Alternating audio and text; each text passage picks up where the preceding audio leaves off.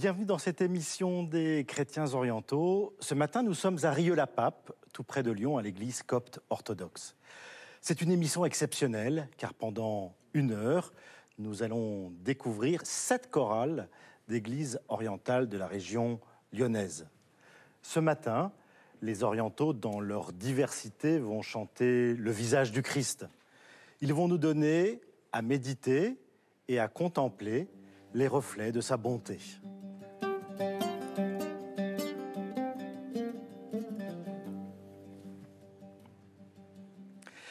Bonjour Monseigneur Lucas.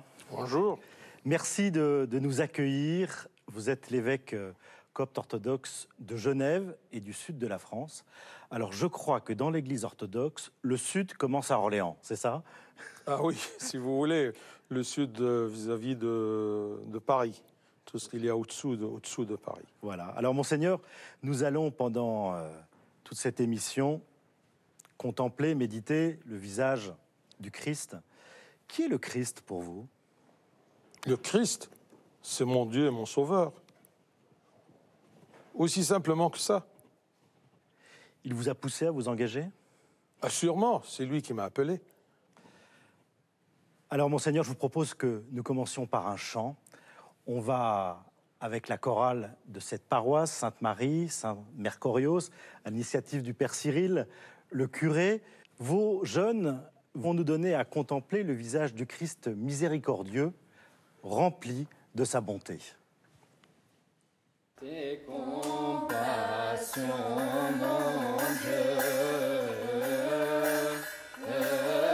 sont tellement abondantes. Tes compassions, mon Dieu, sont grandes et innombrables. Les gouttes de la pluie, ils sont dans tes mains comptées, et aussi le sable des mers demeure devant tes yeux. Tu ne veux pas la mort du pécheur, mais qu'il revient. Et Dieu reçoit ma prière. Et moi je reviens à toi. Public, tu choisis, il pardonne à la pécheresse, souvent du larron. Mon éternel est ta pitié. Rends-nous à ton salut, tu es plein de pitié, et traite-nous par ta bonté, et toi fort et honorable.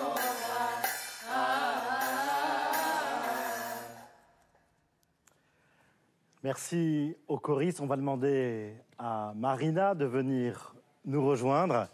Monseigneur, ce chant est un chant de l'office qui est célébré pendant les 45 jours qui précèdent Noël. Ce chant nous rappelle que Dieu est compassion. Il pardonne tout? Oui, il pardonne tout, mais à condition de repentir. C'est pour cela que dans ce chant-là, eh bien, vous voyez que on se rappelle toujours de nos péchés. Tous nos péchés, de jeunesse, de cœur, de pensée, de tout. Et on attire la compassion du Christ en lui faisant rappeler qu'il a pardonné à la pécheresse. Il pardonne tout, mais à condition du repentir. tous péchés sont pardonnés, excepte le péché qui est sans repentir. Mariana, quand vous chantez un tel chant, qu'est-ce que vous ressentez et qu'est-ce que vous découvrez du Christ? Alors, quand je chante le chant, je dois le sentir avec mon cœur. C'est-à-dire, on ne peut pas chanter sans le cœur. Donc, grâce à ce chant, comme il l'a dit l'évêque Mbaloka, on voit la facette du visage, donc le Dieu miséricordieux. Il est lent à la colère, il pardonne. Toujours, bien sûr, par le repentir. Mais vous sentez, vous, ce pardon du Christ? Comment est-ce que vous le ressentez concrètement? Le Christ nous pardonne tous les jours. Tous les jours. Je pense qu'on ne passe pas une journée sans péché. Donc, chaque jour, le soir, il faut se remettre en question. Voir qu'est-ce qu'on a fait de mal pour éviter de le refaire le lendemain. Parce que le lendemain, c'est une seconde chance qu'il nous offre à nous. Dieu pardonne toujours?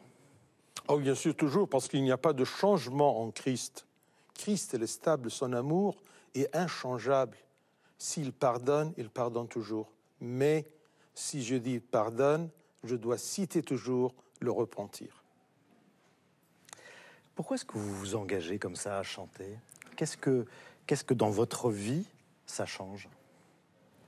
Alors, le chant, tout d'abord, quand on vient le dimanche, c'est une des activités de l'Église. La chorale, elle doit faire partie d'une Église. Donc, réunir les jeunes, passer du temps ensemble pour chanter, c'est ça qu'on aime. Mais vous chantez Dieu. Vous Bien pourriez sûr. vous réunir, comme beaucoup de chorales, à chanter des choses, par exemple le petit vin blanc, ou des choses comme ça. C'est Mais pas la vous, même chose. Voilà. C'est pas la même chose. Mais De venir à l'église et de se réunir dans l'église, c'est pas la même chose. De chanter tous ensemble pour Dieu, c'est pas la même chose. Qu'est-ce que ça vous apporte? La sérénité. D'être sereine, de vivre en ayant confiance en lui. Alors, Monseigneur, je vous propose que nous quittions un moment la tradition copte, en tout cas au niveau du chant, que nous nous tournions vers vos voisins. Nous sommes à Rieux-la-Pape, ils sont à Vaux-en-Velin, ce sont les Chaldéens, et ils vont nous donner à contempler un autre visage du Christ. Cette fois-ci, c'est le Christ bon pasteur.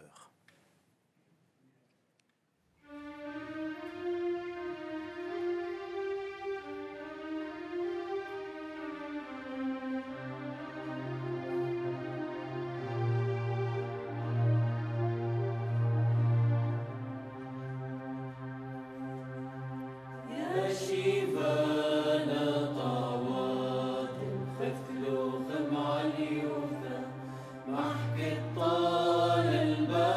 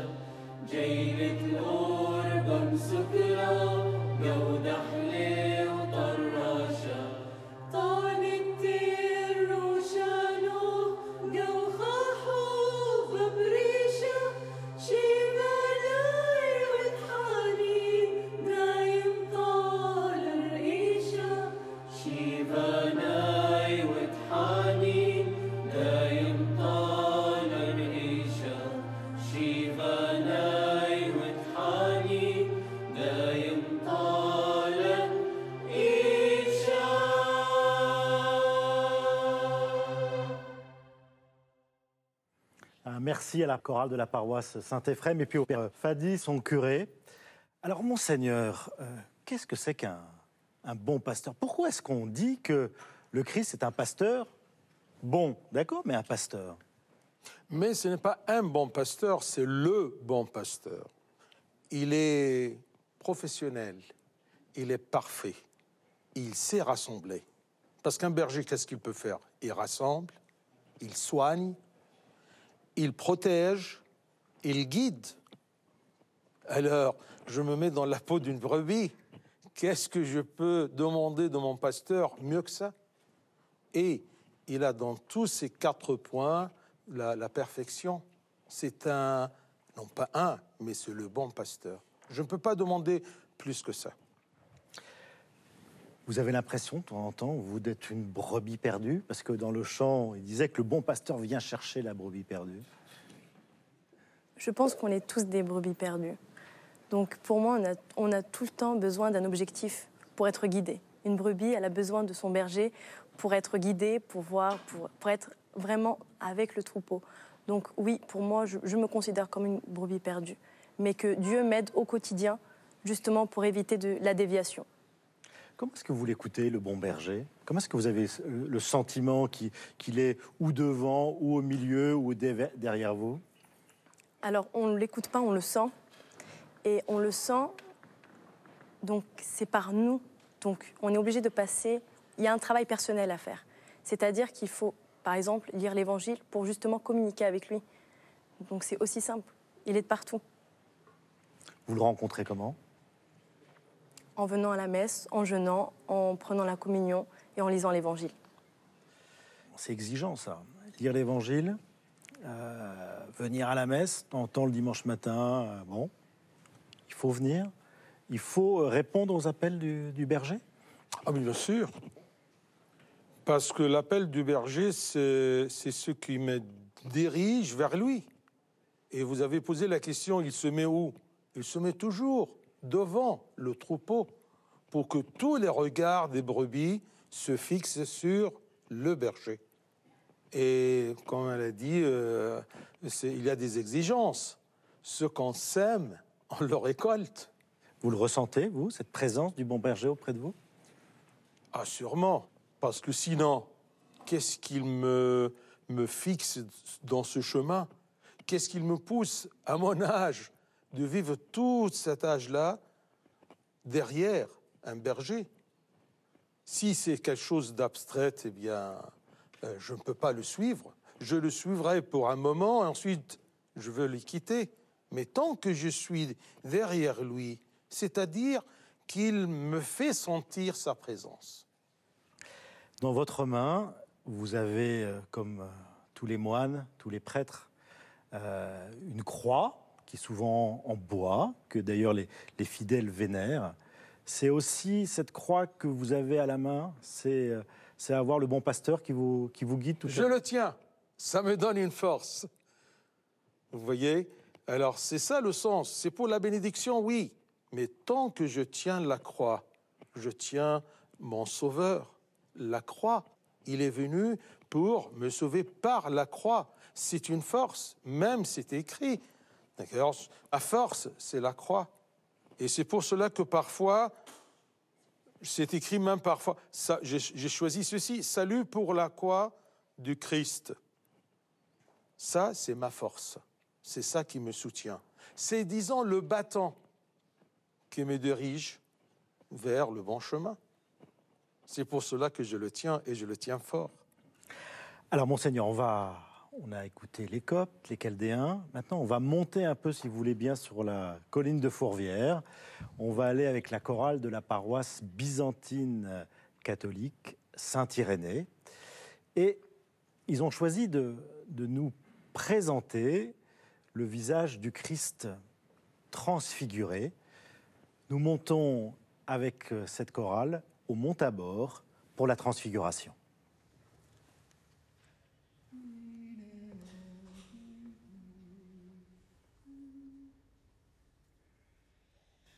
Tu t'es transfiguré sur la montagne, Christ Dieu, montrant à tes disciples ta gloire, autant qu'ils en étaient capables. Illumine-nous aussi, pécheurs, de ta lumière éternelle, par les prières de la Mère de Dieu, donateur de vie, gloire à toi. Nous te magnifions,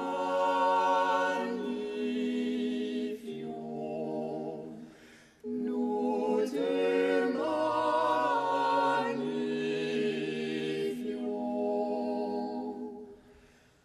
Ô Christ, source de vie, et de ta chair immaculée nous vénérons. La sainte transfiguration.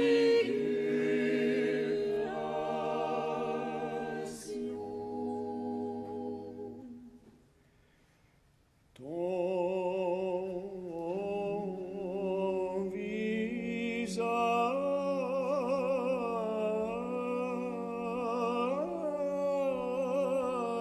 Seigneur,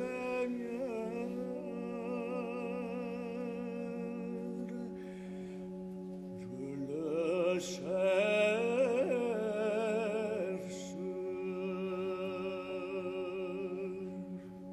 Ne détourne pas ton visage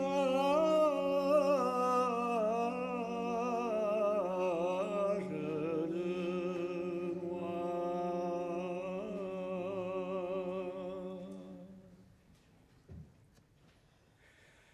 Seigneur, dans la lumière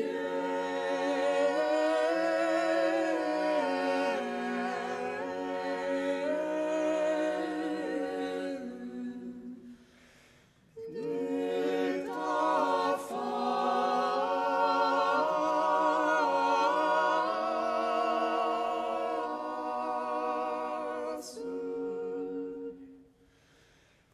ils marcheront.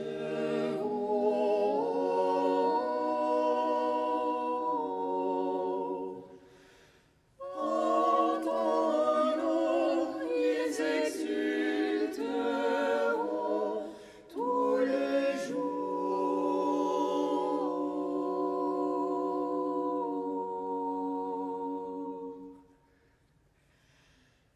Alléluia, Alléluia, Alléluia, Alléluia,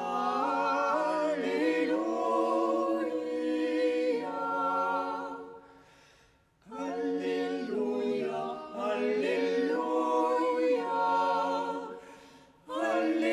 Alléluia, Alléluia.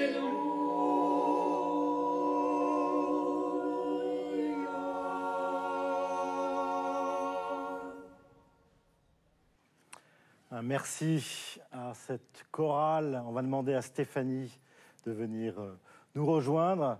Chorale dont le Benjamin Mathias a 12 ans. Bravo de chanter et de tenir seul le registre d'alto. Bravo pour ton engagement. Voilà, et puis on salue le Père Emmanuel et le diacre Michel qui sont là aussi, le Père Emmanuel étant le curé de cette paroisse. Monseigneur, on est sur le mont Tabor.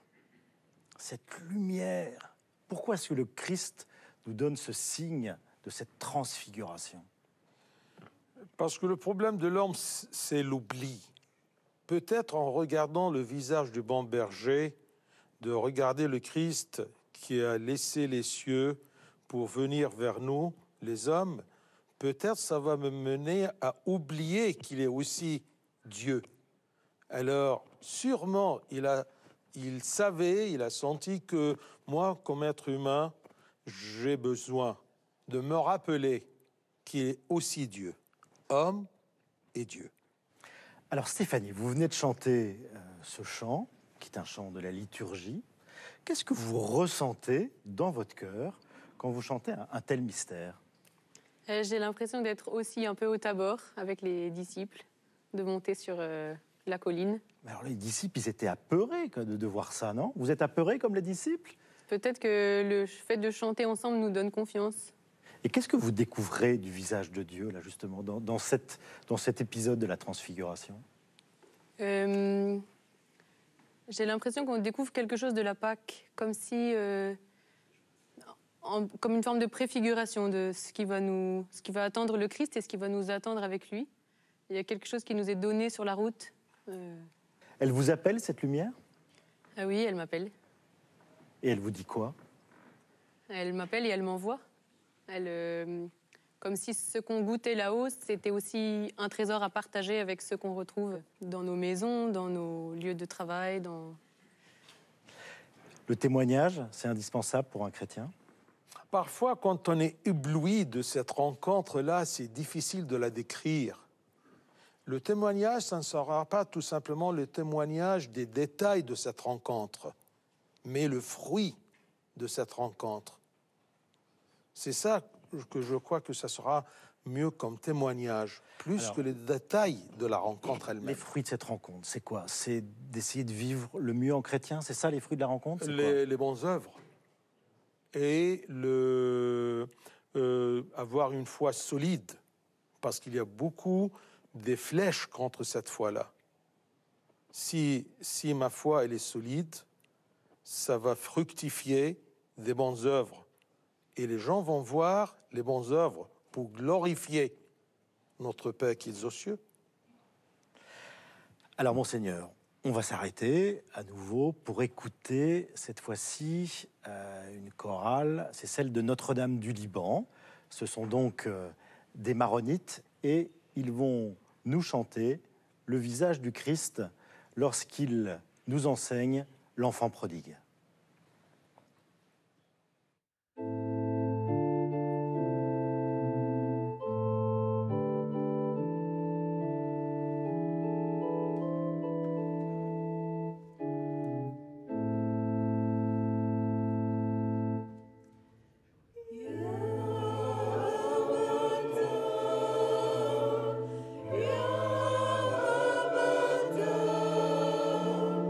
Votre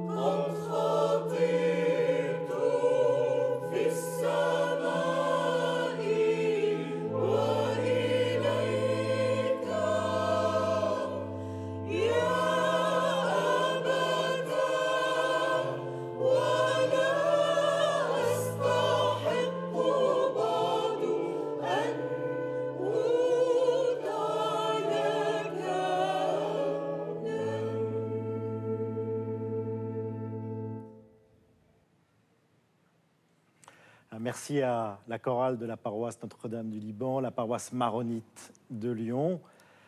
Alors, Monseigneur, Jésus, quand il parle aux fidèles, aux Palestiniens de l'époque, il utilise souvent des petites histoires, des paraboles, comme celle de l'enfant prodigue. Pourquoi raconter des histoires? Il pourrait aller directement à l'essentiel, non? C'est une façon pédagogique, tout simplement, d'un bon professeur. N'oublions pas que c'est lui qui m'a créé. Il sait mes capacités humaines. Il sait comment je peux comprendre et concevoir des valeurs célestes qui me dépassent. Comment me transformer ceci en lait pour un enfant? Ça ne se fait que par ces paraboles, bien mises en scène. Et je sens toujours que ce sont des paraboles complètes. Après qu'il me l'enseigne, je n'ai pas besoin de poser tes questions. La morale de l'histoire est suffisamment forte, entre guillemets. Oui. Et c'est ça le mystère, que chacun, il voit dans la parabole ce qu'il veut apprendre. Qui est le père dans cette parabole? Parce que alors on pourrait croire rester au niveau, entre guillemets, horizontal. C'est un père qui reçoit son fils, mais... Le Père, c'est Dieu. Le Père, c'est Dieu qui m'attend. Il ne me force pas de venir, mais il m'attend. Une fois qu'il m'attend, il me montre sa compassion. Il court vers moi, mais je dois présenter ma volonté, que je veux retourner vers le Père. C'est jamais trop tard? Jamais trop tard. Mais tard, c'est mieux que jamais. Et il est très patient, Dieu. Il attend. Et une fois qu'il me voit, même de loin, il me rassure. Parce qu'en regardant à son visage, je sens sa compassion et son amour. Et c'est pour cela que je me rapproche de lui. Une fois que je suis très proche, qu'est-ce qu'il me fait? Il me fait la morale? Non. Il me prend dans ses bras. Qu'est-ce que je peux attendre du Père mieux que ça? Alors, dans le chant, il y a cette phrase, hein, « Ton frère qui était mort est revenu à la vie ». De temps en temps, vous aussi, vous avez l'impression de revenir à la vie? Parce que, voilà, comme on l'a dit tout à l'heure, on chute, on fait des péchés. Ce sentiment-là de revenir à la vie? Je crois que c'est l'histoire de nos vies, de passer toujours de lieux qui sont enfermés et qui sont morts à quelque chose de plus vivant, à quelque chose de plus libre. Je crois que c'est tous nos quotidiens. Et quand vous revenez à la vie, qu'est-ce que vous avez comme sentiment? Envie de danser, une joie profonde à partager. Et ça, Monseigneur, c'est... Alors, parce qu'évidemment, le dimanche, on a le Christ dans l'Eucharistie, mais on peut l'avoir dans la semaine, dans la lecture. Il est aussi présent dans la lecture que dans l'Évangile, que dans l'Eucharistie? Bien sûr. C'est pour cela qu'il y a beaucoup de gens qui ne sentent pas, ils vont à l'Eucharistie chaque dimanche, mais du dimanche à l'autre, il n'y a rien. C'est pour cela qu'ils ne sentent rien le dimanche. Il y a une continuité de cette Eucharistie-là, à travers la lecture, l'enseignement, les paraboles, les prières, toute cette pratique. Si on ne pratique pas durant la semaine, on ne profite pas de l'Eucharistie. Alors, Monseigneur, Dieu s'est fait homme dans un véritable homme qui a souffert le martyre, plus que le martyre, puisqu'il est mort sur la croix. Je vous propose que nous rejoignions maintenant la chorale de l'Église gréco-catholique ukrainienne. Ils vont nous chanter un chant de l'office du Vendredi Saint, le Christ est sur la croix.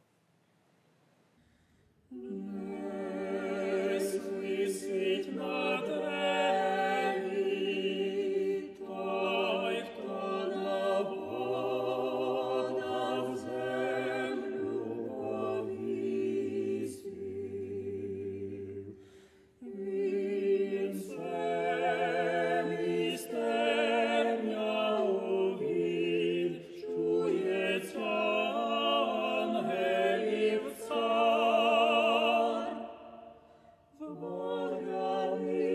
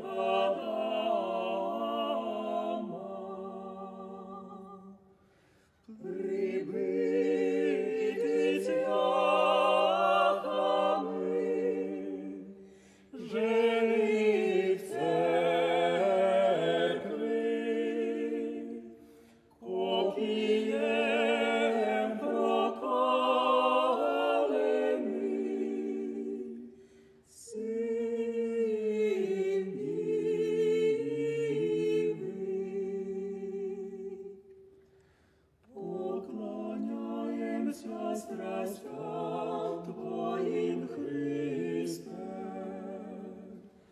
Поклоняемся страстям Твоим, Христе. Поклоняемся страстям Твоим, Христе.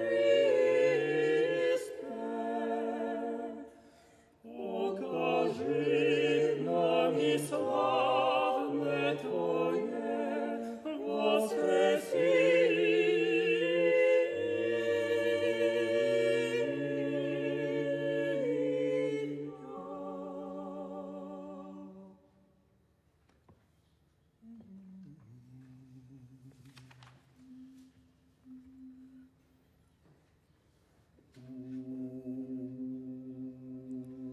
Не ридай надо мною, Мати, бачачи у гробі сина, якого без сімені зачала єси в утробі.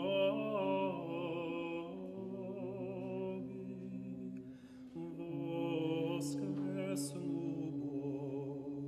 и прославлюся, и вознесу в славі, як Бог ти, що з вірою і любов'ю безнастанно тебе величаю.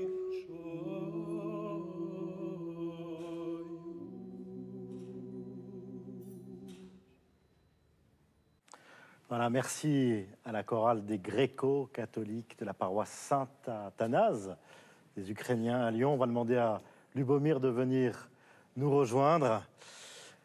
Monseigneur, ils ont chanté la souffrance du Christ sur la croix. Était-elle nécessaire? Était-il nécessaire que le Christ meure? Bien sûr, il est venu pour ça, non pas pour mourir dans le sens de mourir, mais pour se présenter comme un sacrifice. Dans cette mort, ce n'est pas une mort de faiblesse, une mort de force, où je peux voir là-dedans la gloire, la puissance du Christ et son amour. Si il veut me sauver, il doit ressusciter, mais il ne peut pas ressusciter sans mourir. C'est pour cela qu'aujourd'hui, en regardant la passion du Christ, je vois là-dedans la résurrection. Je suis privilégié que, à la fin des temps, j'ai pu voir dans la passion du Christ sa résurrection et sa gloire. Alors, Lubomir, vous êtes séminariste, ça fait, je crois, 3 ans que vous êtes à Lyon. Vous êtes au séminaire des catholiques latins, mais vous êtes gréco-catholique. Pourquoi est-ce que vous avez choisi de vous engager à la suite du Christ? Pourquoi? Quel est le visage du Christ qui vous a frappé et vous vous êtes dit, non, il faut que je le suive? Je pense que notre Église gréco-catholique d'Ukraine a subi une période assez souffrante. Dans la période soviétique, Tout à fait. l'Église était interdite, persécutée. Tout à fait. Et mon grand-père était prêtre, donc clandestin, sous le régime soviétique. Et puis mon père aussi est devenu prêtre dans les années 90, lorsque l'Église était encore clandestine.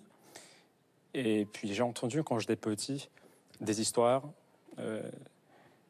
héroïques, parfois, des prêtres clandestins. Et ça m'a ému, ça m'a frappé. Ça m'a donné une idée de suivre leur chemin aussi. Et je me suis... poursuivre qui? Poursuivre le Christ, puisque le Christ, quand il appelle, il dit « Celui qui veut me suivre, qu'il renonce à soi-même, qu'il prenne sa croix et qu'il me suive. » Et donc je pense que la croix est inséparable de la vie chrétienne. On ne peut pas se passer de la croix. Parce que nous avons une tendance aujourd'hui, le monde contemporain prône une vie de confort, une vie sans souffrance, une vie en sécurité. Mais je pense, et j'en suis convaincu, que la vie chrétienne, la vie dont parle le Christ, c'est un chemin très étroit, avec la croix, qui, comme c'est écrit sur la croix de mon Seigneur, c'est le salut. La croix, c'est le salut. Mais c'est-à-dire, Monseigneur, que les chrétiens sont appelés uniquement à souffrir à la croix? Non, parce que Saint Paul nous a enseigné dans son épître aux Philippiens que c'est une grâce de partager la souffrance, comme partager aussi la gloire. Maintenant, sur terre, c'est, disons, la période de partager la passion avec le Christ. Ça, c'est une grâce, c'est un don. C'est une préparation pour la gloire. Dans beaucoup d'églises orientales, d'ailleurs, on dit que la croix est l'arbre de la vie. Je pense notamment aux Arméniens, où la croix a des racines. C'est à travers la croix que vient la vie. Vous le ressentez, ça, Lubomir? Oui, tout à fait. Je pense que la croix, au prime abord, pour se voir comme une souffrance, mais je pense qu'à travers la croix, surgit une force qui nous permet de cheminer avec notre croix propre, chacun sa croix. Et donc, à travers la croix, surgit une vie qui aide à surmonter les épreuves. Monseigneur, après la mort, il y a la résurrection, et je vous propose de laisser la joie aux fidèles de la paroisse orthodoxe éthiopienne de Lyon de nous l'annoncer. በስመ አብ ወወልድ ወመንፈስ ቅዱስ አሐዱ አምላክ አሜን። አማን በአማን አማን በአማን አማን በአማን አማን በአማን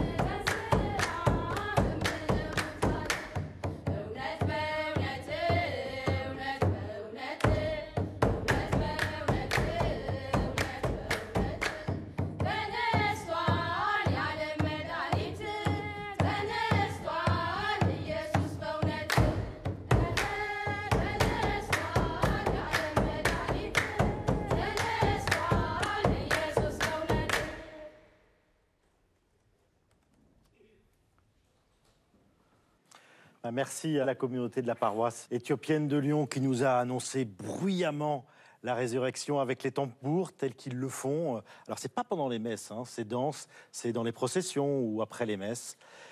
Monseigneur, qu'est-ce que ça change pour nous aujourd'hui, le fait que Jésus, le Christ, soit ressuscité? Aujourd'hui, hein, pas il y a 2000 ans, aujourd'hui.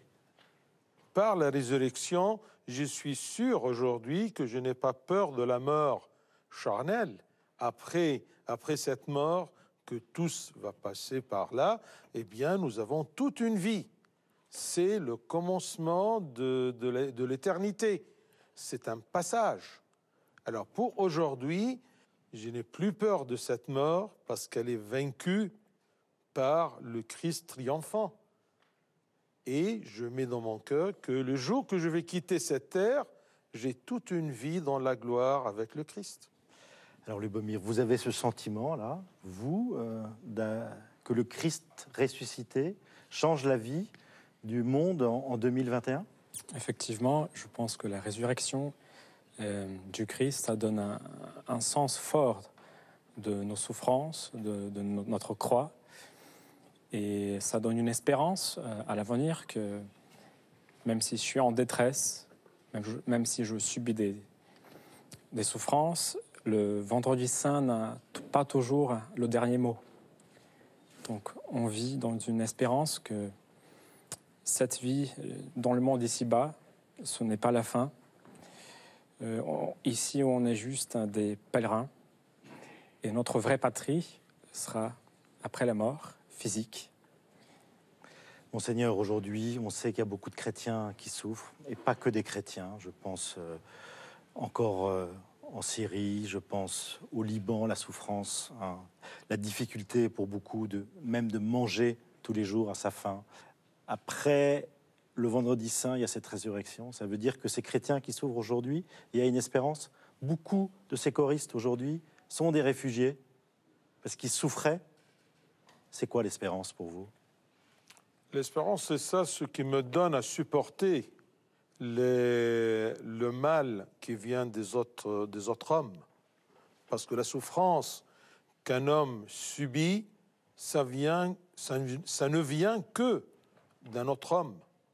Alors tout ce qu'il me donne, cette force de supporter le mal de mon frère dans l'humanité, eh bien, ça vient de cette espérance-là, qu'il y a une vie après la mort ici sur terre. Même cette vie, avec toutes ces souffrances, toutes ces injustices, eh bien, je regarde toujours un peu plus loin qu'il y a un espoir, l'espoir de la vie éternelle. Lubomir, la vie est belle, même avec ses souffrances? Bien sûr. Je pense que si on vise notre vie, si on vise notre avenir, si on comprend que après notre mort physique, nous vivrons pendant l'éternité, ce monde, les souffrances de ce monde deviennent très légères. Elles sont légères, mais des gens sont morts, des gens souffrent de faim. Je pense aussi à l'Éthiopie aujourd'hui, les difficultés des communautés chrétiennes, des églises qui sont attaquées. C'est normal, c'est la vie. C'est une catastrophe. C'est un drame énorme.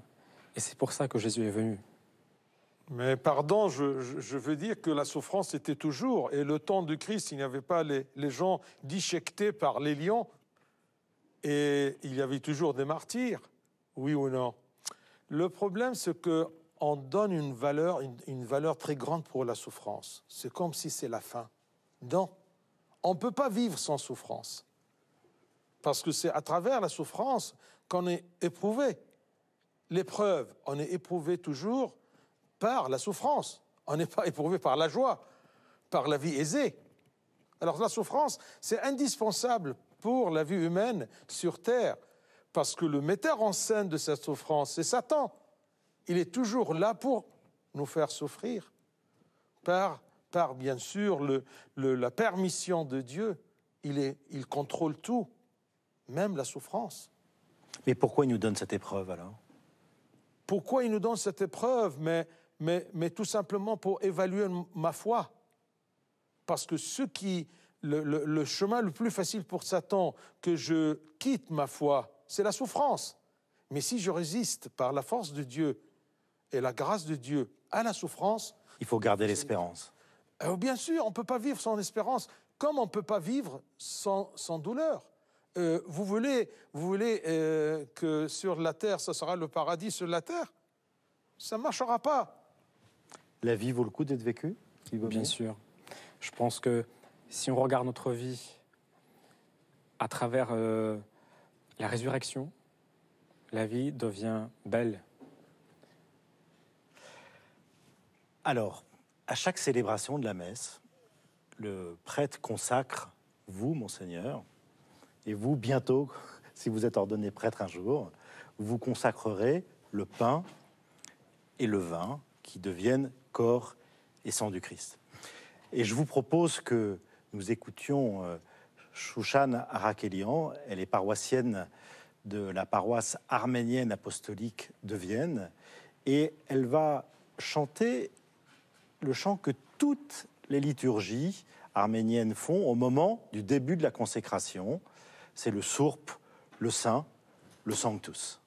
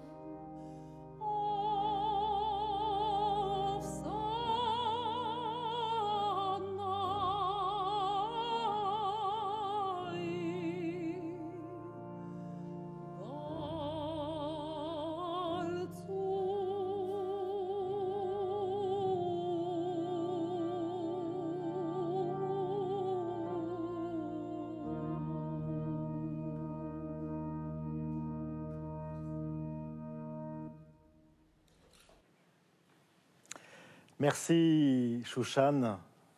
Et Monseigneur, on a vraiment l'impression que ce moment de la consécration, là où devient le corps et le sang du Christ, on est dans un mystère total. Vous avez vraiment l'impression, pendant la messe, de sentir, de tenir le corps et le sang du Christ dans vos mains?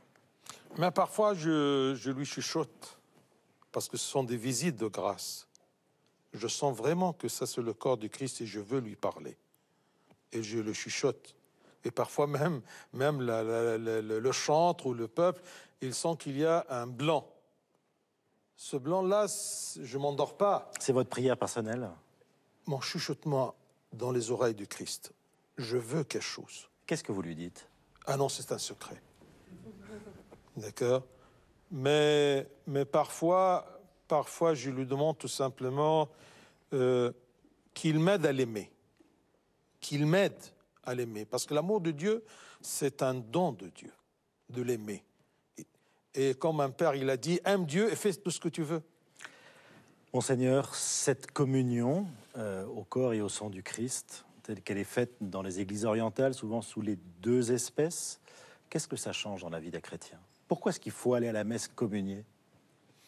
Parce que c'est le Christ qui nous a dit, celui qui mange mon corps et boit mon sang, je demeure en lui, et lui en moi. Alors c'est une promesse. Et je vais pour communier, pour qu'il demeure en moi. Et je demeure en lui. Ça, c'est la communion parfaite à travers le mystère de l'Eucharistie. C'est une présence vraie du Christ parmi les hommes. Parce qu'un jour, il a dit à ses disciples qu'il doit partir pour nous envoyer l'Esprit Saint, ainsi de suite, d'accord, nous préparer une place. Et en même temps, il nous a dit, je serai avec vous tous les jours. Comment résoudre cette énigme-là?